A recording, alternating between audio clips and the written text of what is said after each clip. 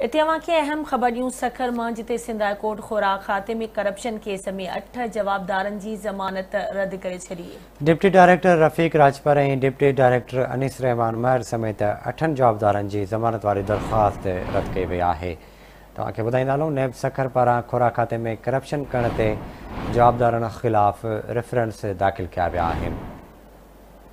अहम ख़बर है तव्हांखे ॾियूं पिया, सिंध हाई कोर्ट खुराक खाते में करप्शन केस में 8 जवाबदारन की जमानत रद्द करे छड़ी है। डिप्टी डायरेक्टर रफ़ीक राजपर और डिप्टी डायरेक्टर अनीस रहमान महर समेत 8 जवाबदारन की जमानत वाली दरख्वास्त रद्द कई वही है। नैब सखर पारां खुराक खाते में करप्शन करण ते जवाबदारन खिलाफ़ रेफरेंस दाख़िल किया विया। तफ़सील मालूम कंदासीं सखर मां आवाज़ जे रिपोर्टर शाहिद चन्ना खां। शाहिद, कहिड़ा तफ़सील आहिनि, आगाह कजो।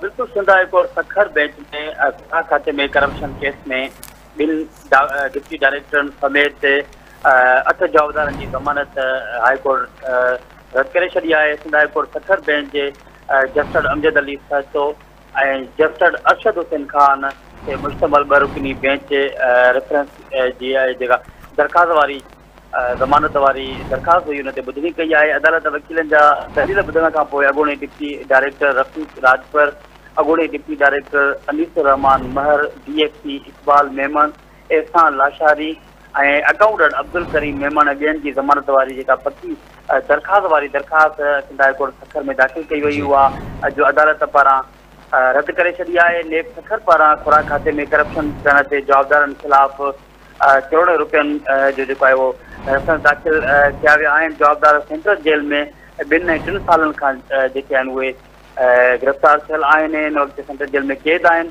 ऐं उन्हनि जी जेका आहे अदालत पारां जेका पक्की ज़मानत वारी दरख़्वास्त दाख़िल कराई वई हुई।